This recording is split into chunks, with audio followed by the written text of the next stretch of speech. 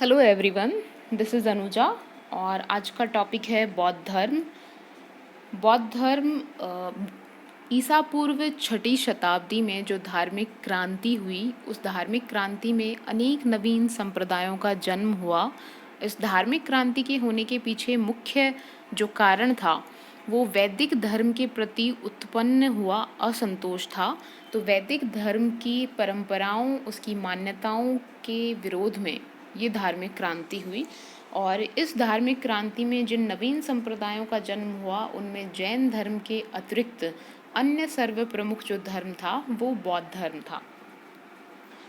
बौद्ध धर्म के संस्थापक महात्मा बुद्ध थे, जो महावीर स्वामी के समकालीन थे।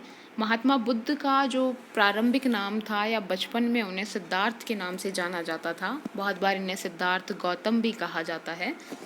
सिद्धार्थ का या बुद्ध का जन्म 563 ईसा पूर्व में शाक्य गणराज्य की राजधानी हुआ करती थी कपिलवस्तु, उसके पास में एक क्षेत्र है लुम्बिनी, जिसे वर्तमान में रुम्मिनदेई कहा जाता है। तो लुम्बिनी जो क्षेत्र है वहाँ पर इनका जन्म हुआ। इनके जो माता पिता थे, इनके पिता शुद्धोदन थे, राजा शुद्धोदन। ये जो शाक्य गणराज्य था उसके प्रमुख थे, उसके प्रधान थे। और इनकी माता महामाया थी, जिनकी मृत्यु इनके जन्म के 7 दिन बाद हो गई थी, ऐसा कहा जाता है। और इनका पालन पोषण जो है इनकी मौसी, जो इनकी विमाता या सौतेली माता भी थी, जिसका नाम प्रजापति गौतमी था, उनके द्वारा इनका पालन पोषण किया गया। ऐसा कहा जाता है कि जब इनका जन्म हुआ तो उस समय एक भविष्यवेता थे, ब्राह्मण कौंडिन्य। उन कौंडिन्य के द्वारा ये भविष्यवाणी की गई कि सिद्धार्थ बड़े होकर या तो बहुत बड़े चक्रवर्ती राजा बनेंगे या तो बहुत महान सन्यासी बनेंगे। जब इनके पिता ने ये भविष्यवाणी सुनी तो उन्होंने, ऐसा कहा जाता है कि सिद्धार्थ को एक ऐश्वर्यपूर्ण विलासितापूर्ण जीवन व्यतीत करने के पूरे इंतज़ाम किए। अलग अलग ऋतुओं के अनुसार महल बनाए और जो भी लग्जरी या ऐश्वर्य की वस्तुएं होती हैं वो सब उन्हें उपलब्ध कराई। इसी वजह से उनका विवाह भी 16 वर्ष की आयु में राजकुमारी यशोधरा, जो एक अन्य गणराज्य की कोलीय गणराज्य की राजकुमारी थी, उनके साथ कर दिया गया और उन्हें एक पुत्र की प्राप्ति हुई इससे, जिसका नाम राहुल बताया जाता है।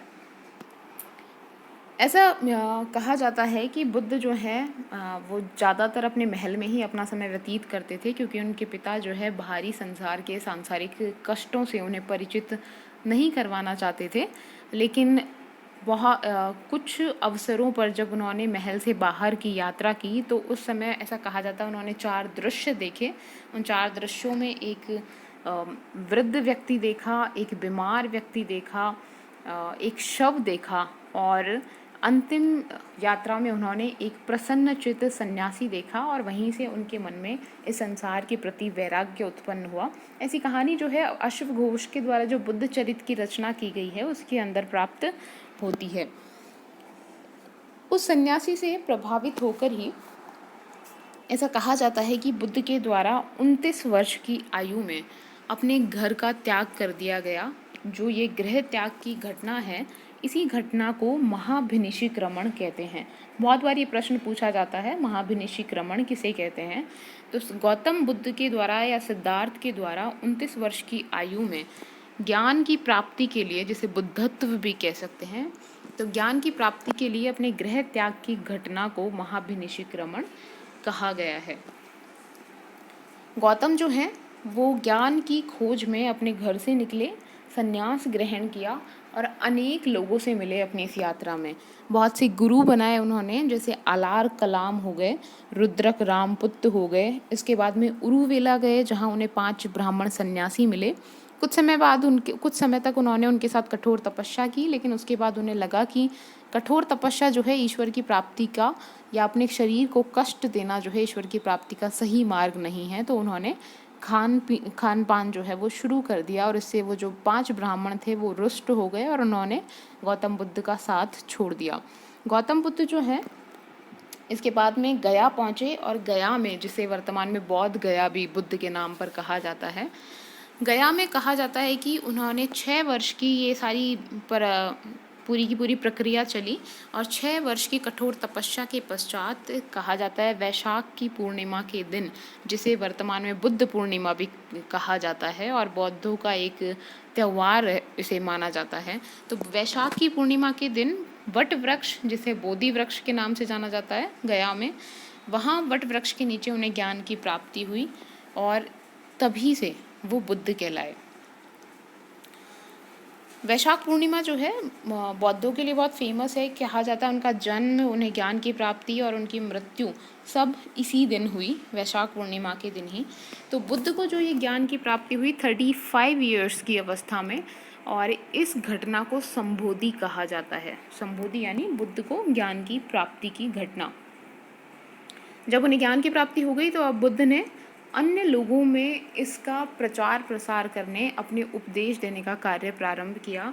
और गौतम बुद्ध के द्वारा सबसे पहले ऋषिपत्तन, जो सारनाथ वाराणसी उत्तर प्रदेश में है स्थान, वहाँ पर 5 ब्राह्मणों को अपने धर्म का पहला उपदेश दिया गया।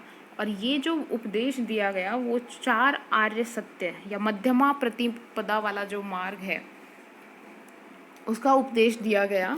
और इस उपदेश देने की घटना को धर्म चक्र प्रवर्तन कहा जाता है। तो ये भी बहुत महत्वपूर्ण कुछ घटनाएं हैं इनके जीवन की। जैसे पहली महाभिनिषिक्रमण हो गई, फिर धर्म चक्र प्रवर्तन हो गया। ये बहुत बार 2 नंबर वाले जो प्रश्न होते हैं उनमें पूछी जाती है एग्जाम में, तो इस पर थोड़ा सा ध्यान देंगे। धर्म चक्र प्रवर्तन, ज्ञान प्राप्ति के पश्चात बुद्ध के द्वारा पहला उपदेश देने की घटना धर्म चक्र प्रवर्तन के नाम से जानी जाती है। इसके बाद अन्य बहुत से शिष्य, महत्वपूर्ण शिष्य बुद्ध के द्वारा बनाए गए, विभिन्न नगरों में उन्होंने घूमे हुए, उन्होंने अपने धर्म का, अपने विचारों का प्रचार प्रसार किया। इसी दौरान उन्हें यश, सारीपुत्र, मोदगल्यायन इत्यादि जो शिष्य, उनके प्रमुख शिष्य रहे हैं, वो सब इसी दौरान उन्हें प्राप्त हुए। वो सारनाथ गए, काशी गए, फिर उसके बाद उरुवेला, राजगृह, कपिलवस्तु, वैशाली, श्रावस्ती इत्यादि ये जो क्षेत्र थे, महत्वपूर्ण नगर थे उस समय के, यहाँ रहकर उन्होंने अपने धर्म का या अपने जो ज्ञान था उसके उपदेश दिए, उसका प्रचार प्रसार करना शुरू किया। महात्मा बुद्ध ने प्रारंभ में जो संघ था उनका, उसके अंदर स्त्रियों को प्रवेश नहीं दिया था, लेकिन बाद में महाप्रजापति गौतमी पहली स्त्री बनी जिन्हें बुद्ध के द्वारा संघ में प्रवेश दिया गया भिक्षुणी के रूप में।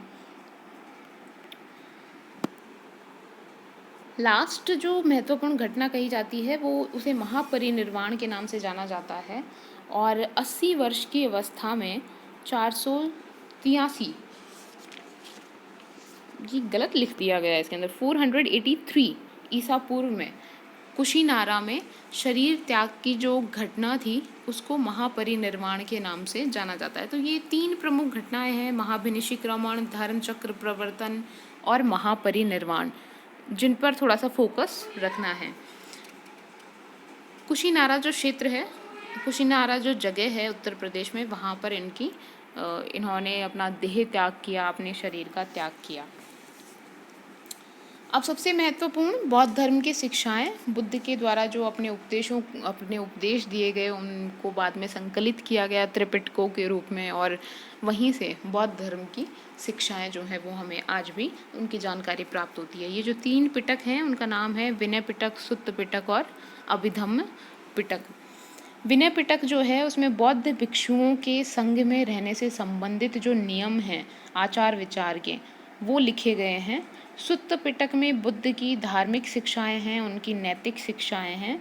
और जो अभिधम्म पिटक है उसके अंदर इन शिक्षाओं में जो दार्शनिक सिद्धांत निहित हैं उन दार्शनिक सिद्धांतों की विवेचना की गई है, उन्हें एक्सप्लेन किया गया है, व्याख्या की गई है उनकी। तो सबसे पहली बात अगर देखें तो बौद्ध धर्म जो है बहुत ही सरल और व्यावहारिक धर्म है। इसके अलावा इसमें वैदिक धर्म की जो जटिलता थी उनको स्वीकार नहीं किया गया, बहुत सिंपली जो है इस धर्म का स्वरूप माना गया। इसके अंदर जो आत्मा, परमात्मा, सृष्टि, ईश्वर इत्यादि जो विवाद के प्रश्न हैं उनको इन्होंने अनावश्यक माना, बुद्ध ने उन पर जो है अपना कोई स्टैंड नहीं लिया और उनको अनावश्यक माना, और उन्होंने कहा कि मनुष्य जो है उसकी जो व्यावहारिक समस्याएं हैं उनके निदान के लिए प्रयास किए जाने चाहिए, ना कि इन अनावश्यक प्रश्नों पर वाद विवाद में अपना समय जो है वो बर्बाद किया जाना चाहिए। नेक्स्ट में महत्वपूर्ण जो शिक्षा है बौद्ध धर्म की, उसे 4 आर्य सत्यों के रूप में जाना जाता है। ये जो 4 आर्य सत्य हैं वो हैं दुख, दुख समुदय, दुख निरोध एवं दुख निरोध का मार्ग। इनमें से पहला जो आर्य सत्य है दुख, उसके अनुसार मनुष्य का जो जीवन है, समस्त मानवीय जीवन जो है वो दुखमय है, यानी दुखों से भरा हुआ है। चारों ओर दुख ही दुख है। अगर जन्म है तो उसमें भी दुख शामिल है, मृत्यु है तो उसमें दुख शामिल है, बुढ़ापा है, जरा अवस्था है, उसमें भी दुख शामिल है। तो बुद्ध ने कहा है कि संसार जो है वो दुखमय है। दूसरा आर्य सत्य है दुख समुदय। इसका तात्पर्य है कि इस दुख का कारण क्या है। दुख का कारण बुद्ध ने अविद्या को या अज्ञान को माना है। बहुत बार इसे तृष्णा के रूप में भी जाना जाता है। तृष्णा जो है इच्छाएं होती हैं। अज्ञान के कारण ही मनुष्य में बहुत सी इच्छाओं की उत्पत्ति होती है। तो दुख का कारण हो गया अविद्या, अज्ञान या तृष्णा। तीसरा आर्य सत्य उन्होंने बताया दुख निरोध। अब उन्होंने कहा कि दुख है, दुख का कोई कारण भी है, तो इस दुख को समाप्त करने के लिए कोई उपाय भी होना चाहिए। तो यदि अब इस दुख को कैसे समाप्त किया जाएगा? दुख तभी समाप्त होगा जब दुख का कारण जो है उसको समाप्त कर दिया जाए। तो दुख निरोध जो है वो संभव है, और ये जो अवस्था होगी दुख निरोध की, वही निर्वाण की अवस्था होगी, जहाँ कोई इच्छा नहीं रहेगी, मनुष्य में अविद्या या अज्ञान नहीं रहेगा, उसे ज्ञान की प्राप्ति हो जाएगी, उसकी इच्छाएं समाप्त हो जाएंगी। चौथा आर्य सत्य जो है दुख निरोध का मार्ग।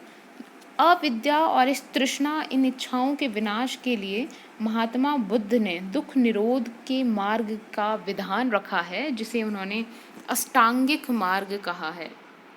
और इसी तरीके से हमारी तीसरी बौद्ध धर्म की शिक्षा आती है, जिसे अष्टांगिक मार्ग या आर्य अष्टांगिक मार्ग कहा गया है। इसके अंदर 8 मार्ग बताए गए हैं, 8 तरीके बताए गए हैं, जिनको अपना करके निर्वाण की प्राप्ति की जा सकती है, दुखों का अंत किया जा सकता है। इनमें सबसे पहला है सम्यक दृष्टि, सम्यक संकल्प, सम्यक वाणी, सम्यक कर्म, सम्यक आजीविका, सम्यक व्यायाम, सम्यक स्मृति और सम्यक समाधि। सम्यक दृष्टि का तात्पर्य है कि बुद्ध के द्वारा जो शिक्षाएं दी गई हैं, उनके जो वचन हैं, उनके अंदर विश्वास किया जाए और जो आर्य सत्य हैं उनका ज्ञान मनुष्य को हो जाए। सम्यक संकल्प का तात्पर्य है कि मनुष्य जो है उसके विचार सही हों, अच्छे हों, और जो आर्य सत्य का मार्ग है उस पर वो चल सके। सम्यक वाणी का तात्पर्य है कि मनुष्य सत्य बोले, मृदुभाषी हो, सही वचन बोले, प्रिय वचन बोले, दूसरे लोगों को अपनी वाणी से कष्ट ना पहुंचाएं। फिर है सम्यक कर्म, यानी ऐसे कर्म करने चाहिए जो सही हों, जैसे दया, दान, करुणा, अहिंसा इत्यादि। मनुष्य को हिंसा, चोरी और अन्य प्रकार के दुराचार जो हैं वो नहीं करने चाहिए, उनका त्याग कर देना चाहिए। नेक्स्ट है सम्यक आजीविका। आजीविका के लिए ऐसे साधनों का प्रयोग किया जाना चाहिए जो सदाचार पूर्ण हो, न्यायपूर्ण तरीके से अपनी आजीविका कमाई जाए मनुष्य के द्वारा। सम्यक व्यायाम, इसका तात्पर्य है कि मनुष्य को अपनी नैतिक उन्नति, मानसिक उन्नति, अपनी आध्यात्मिक उन्नति के लिए निरंतर प्रयासरत रहना चाहिए। सम्यक स्मृति, इसका तात्पर्य है कि शरीर और मन की जो कमियां हैं, मन में जो दुर्बलताएं आ जाती हैं, उनको निरंतर याद रखना चाहिए, स्मृति रखनी चाहिए, जिससे मनुष्य जो है अपने जो कार्य करे वो उसके बहुत सोच समझ कर किए जाएं, विवेकपूर्ण तरीके से किए जाएं। सम्यक समाधि, इसका तात्पर्य कि मनुष्य जो है उसके मन की एकाग्रता बनाए रख सके ताकि उसे ज्ञान की प्राप्ति हो सके। तो ये जो 8 मार्ग बताए गए हैं ये ज़रूरी है निर्वाण की प्राप्ति के लिए। नेक्स्ट है मध्यमा प्रतिपदा, जिसे मध्यम मार्ग भी कहा जा सकता है। मैंने ऑलरेडी बताया कि बुद्ध जो है उन्होंने प्रारंभ में कठोर तपस्या की ब्राह्मणों के साथ में, लेकिन बाद में उन्हें लगा कि ये जो तरीका है शरीर को बहुत अधिक कष्ट पहुंचाने वाला, वो गलत है। शरीर को इतना कष्ट पहुंचा के मनुष्य जो है अपना ध्यान केंद्रित नहीं रख सकता। तो उन्होंने जो है मध्यम मार्ग अपनाया। इसका तात्पर्य कि दो अतियों यानी बहुत ज़्यादा शरीर को शारीरिक कष्ट देना और बहुत ज़्यादा आराम की स्थिति जो है, दोनों को उन्होंने नकारा और इन दोनों के बीच का मार्ग यानी बहुत ज़्यादा कष्ट भी नहीं दो तो बहुत ज़्यादा आलसी और बहुत ज़्यादा विलासी जीवन या बहुत ज़्यादा आराम का जीवन भी नहीं जिया जाए। तो इस तरीके से उन्होंने एक मध्यम मार्ग, संतुलित मार्ग जो है उसका प्रतिपादन किया, जिसे अष्टांगिक मार्ग भी कहा जा सकता है। निर्वाण का तात्पर्य, उसका शाब्दिक अर्थ है बुझ जाना या शांत हो जाना। अब क्या बुझ जाएगा? मनुष्य की इच्छाएं, मनुष्य की जो तृष्णा है उसका अंत हो जाएगा, वो शांत हो जाएगी, तो मनुष्य को निर्वाण की स्थिति जो है वो प्राप्त होगी। बौद्ध धर्म में ये माना गया है कि निर्वाण ऐसी कोई अवस्था नहीं है जो मृत्यु के बाद में प्राप्त होगी। जीवित रहते हुए भी मनुष्य अपने जीवन में निर्वाण की अवस्था को प्राप्त कर सकता है। ऐसा कहा जाता है ना हिंदू धर्म में कि मोक्ष की प्राप्ति जो है मृत्यु के बाद प्राप्त होती है, लेकिन बौद्ध धर्म में कहा गया है कि निर्वाण जो है जीवित रहते हुए भी मनुष्य प्राप्त कर सकता है। यानी सिंपली अपनी अष्टांगिक मार्गों को अपनाते हुए अपनी इच्छाओं का दमन कर दिया जाए, अपनी इच्छाएं शांत कर दी जाएं, तो मनुष्य जो है निर्वाण की अवस्था प्राप्त कर पाएगा।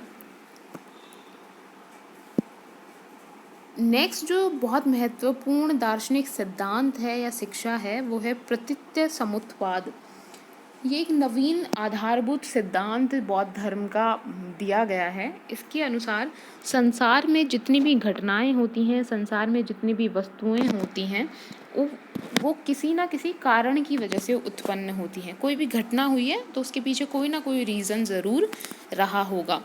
किसी कारण के बिना कोई भी घटना नहीं हो सकती, इसीलिए हर कार्य के पीछे एक कारण होना ज़रूरी है। उदाहरण के लिए जन्म होने के कारण ही मृत्यु होती है, तो मृत्यु के पीछे जो कारण है वो जन्म है। इसी तरीके से सारा जो संसार है इस कार्य और कारण की इस पूरी श्रृंखला से बंधा हुआ है।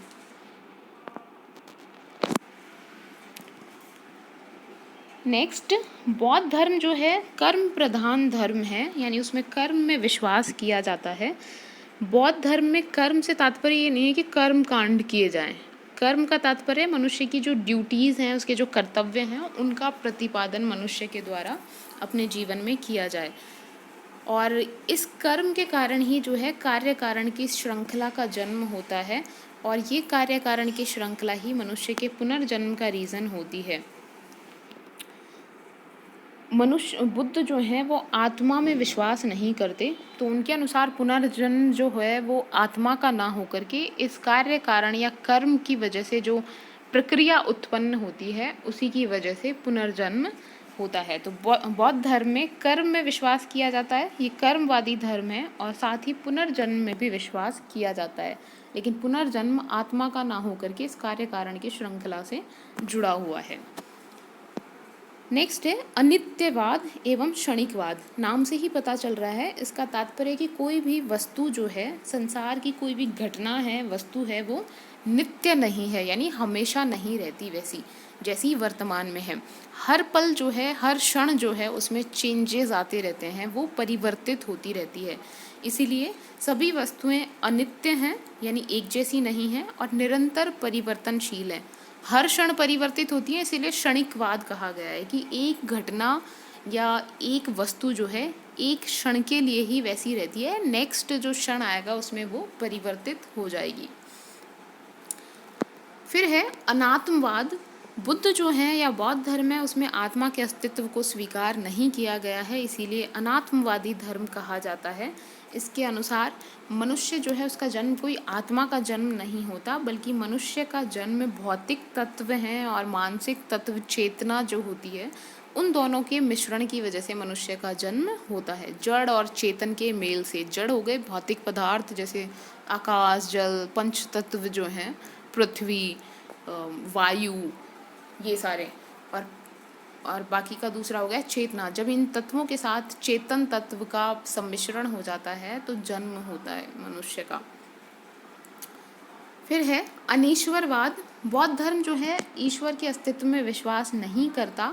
हालांकि आने वाले समय में जब बौद्ध धर्म की दो शाखाएं हो गई, हीनयान और महायान, तो महायान जो शाखा थी वो ईश्वर में विश्वास करने लगी, यहाँ तक कि उन्होंने स्वयं बुद्ध को ईश्वर का अवतार माना और ईश्वर के रूप में उनकी मूर्ति पूजा करना भी शुरू कर दिया। तो ये आने वाले समय की बात है, लेकिन प्रारंभ में जो है बौद्ध धर्म में ईश्वर की अस्तित्व को स्वीकार नहीं किया गया था। हालांकि जो बुद्ध हैं, महात्मा बुद्ध, उन्होंने इस तरीके के जो प्रश्न हैं उस पर उन्होंने कोई विवेचन करना ज़रूरी नहीं समझा, क्योंकि मैंने ऑलरेडी बताया कि बौद्ध धर्म बहुत सरल धर्म है। उनका मानना है कि आत्मा, परमात्मा, ईश्वर जैसे जो विचार हैं वो बहुत लग्जूरियस हैं। तो इन पर अपना टाइम वेस्ट ना करते हुए मनुष्य के जो वास्तविक समस्याएं हैं, उन समस्याओं पर, व्यावहारिक समस्याओं पर जो है वो चर्चा की जानी चाहिए और उन समस्याओं का हल निकालने के लिए प्रयास किया जाना चाहिए। तो बौद्ध जो है आत्मा, ईश्वर जैसे प्रश्नों पर प्राय मौन ही रहते हैं। फिर है बौद्ध धर्म के संप्रदाय। बौद्ध धर्म के 2 प्रमुख संप्रदाय हैं, हालांकि और भी बहुत सारे संप्रदाय बने बाद में, वज्रयान जैसे और बहुत सारे तांत्रिक संप्रदाय आगे जा कर के बने, लेकिन 2 प्रमुख संप्रदायों में बौद्ध धर्म का विभाजन हुआ, जिसे हीनयान कहते हैं और महायान कहते हैं। बौद्ध संगीतियाँ, 4 बौद्ध संगीतियाँ हुई। इनमें से जो चौथी बौद्ध संगीति थी वो कनिष्क के समय में हुई, कुषाण शासक कनिष्क, और इसी के समय में बौद्ध धर्म का 2 भागों में जो है विभाजन माना जाता है, हीनयान और महायान। इनमें कुछ बेसिक डिफरेंस हैं हीनयान में और महायान में। दोनों बुद्ध की शिक्षाओं में विश्वास करते हैं, लेकिन हीनयान जो है निर्वाण की प्राप्ति के लिए भिक्षु के रूप में होना अनिवार्य मानते हैं, कि भिक्षु जीवन अपनाने के बाद ही निर्वाण प्राप्त किया जा सकता है। महायान कहते हैं कि जो गृहस्थ होते हुए पूजा करते हैं वो लोग भी निर्वाण की प्राप्ति कर सकते हैं। हीनयानी कठोर साधना मार्ग में विश्वास करते हैं, भिक्षु जीवन जीने में, कष्ट का जीवन जीने में, और महायान जो है अपेक्षाकृत सरल मार्ग में विश्वास करते हैं, जिसे मध्यम मार्ग कहा जाए। हीनयान जो है उनका लक्ष्य व्यक्तिगत रूप से निर्वाण की प्राप्ति करना होता है। महायान है उनका लक्ष्य बोधिसत्व यानी स्वयं निर्वाण प्राप्ति कर लो और उसके बाद में समाज के समस्त मनुष्यों के कल्याण के लिए, उनकी निर्वाण प्राप्ति के लिए भी प्रयास करो। हीनयान जो है उसमें महात्मा बुद्ध को महापुरुष के रूप में स्वीकार किया गया है, कि एक महान व्यक्ति हुए हैं, प्रवर्तक हुए हैं बौद्ध धर्म के। लेकिन महायानी जो हैं बुद्ध की ईश्वर के रूप में उपासना करते हैं।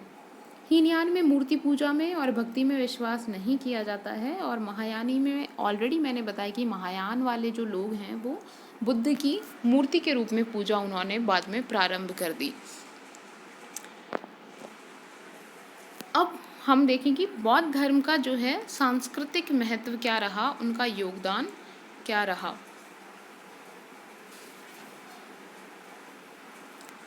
धर्म और दर्शन के क्षेत्र में बहुत से नए दार्शनिक सिद्धांत जो हैं वो बौद्ध धर्म के द्वारा प्रतिपादित किए गए। अहिंसा पर उन्होंने बहुत जोर दिया, 4 आर्य सत्यों का उन्होंने प्रतिपादन किया, मध्यमा प्रतिपदा, मध्यम मार्ग उन्होंने बताया, अष्टांगिक मार्ग निर्वाण प्राप्ति के लिए उन्होंने दिया, कार्य कारण के रूप में उन्होंने प्रतीत्य समुत्पाद का एक नया जो सिद्धांत है वो दर्शन के क्षेत्र में दिया।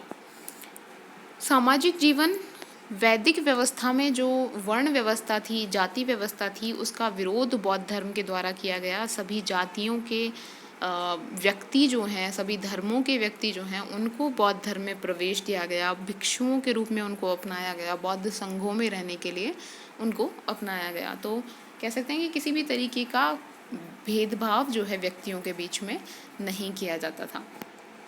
स्त्रियों को भी उन्होंने भिक्षुणियों के रूप में अपने संघ में प्रवेश दिया, तो स्त्रियों को भी पुरुषों के समान समानता के अधिकार उन्होंने प्रदान किए।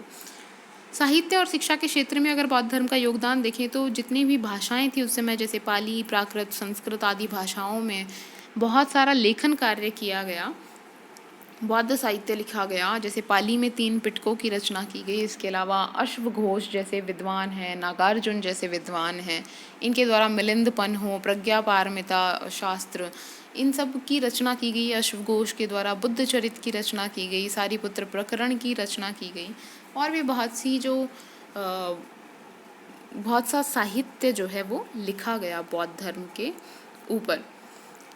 ये जो बौद्ध धर्म का साहित्य लिखा गया, इसका बहुत सी भाषाओं में अनुवाद किया गया। चीन से जो लोग आए, यात्री आए बौद्ध धर्म के अध्ययन के लिए, उनके द्वारा इन पुस्तकों का चीनी भाषा में, तिब्बती भाषा में अनुवाद किया गया। आने वाले समय में भारत के आसपास के जितने भी देश हैं, जैसे Cambodia, Burma, Thailand, Sri Lanka, Tibet, Nepal, चीन, मंगोलिया, कोरिया, ये जितने भी क्षेत्र हैं, दक्षिण पूर्वी एशिया के देश हो गए, और चीन और उसके आसपास के जितने भी देश हैं, वहाँ पर बौद्ध धर्म का प्रचार प्रसार हुआ। भारतीय संस्कृति का एक जो हिस्सा था वो इन देशों तक पहुँचा। और वर्तमान में अगर हम देखें तो बौद्ध धर्म जो है भारत में बहुत सीमित क्षेत्रों में विद्यमान है, लेकिन ये जो बाकी के देश हैं वहाँ पर बौद्ध धर्म एक प्रमुख धर्म के रूप में प्रचलित है। वर्तमान में आज भी बहुत फल फूल रहा है, संपन्न तरीके से है। कला के क्षेत्र में, शिक्षा के क्षेत्र में अगर बात करें तो बहुत से बौद्ध धार्मिक शिक्षा के केंद्र जो हैं वो प्रचलित रहे और आगे चल कर के विश्वविद्यालयों के रूप में विख्यात हुए। विदेशों से भी जो छात्र हैं यहाँ पर बौद्ध धर्म का अध्ययन करने के लिए आते थे, जैसे नालंदा हो गया, तक्षशिला हो गया, विक्रमशिला हो गया, वल्लभी हो गया। ये बहुत सारे विश्वविद्यालय जो हैं बौद्ध धर्म की शिक्षा के प्रमुख केंद्रों के रूप में उभर करके सामने आए। अब कला के क्षेत्र में अगर बात करें तो बहुत से बौद्ध स्तूपों का निर्माण करवाया गया। बहुत से शासकों के द्वारा बौद्ध धर्म को संरक्षण दिया गया। जैसे सांची, भरहुत, अमरावती, यहाँ पर बहुत विशाल स्तूपों का निर्माण करवाया गया। बहुत सी गुफाएं हैं, वहाँ बौद्ध विहारों का निर्माण करवाया गया है। जैसे अजंता एलोरा में बहुत से गुहा मंदिर प्राप्त होते हैं, विहार प्राप्त होते हैं।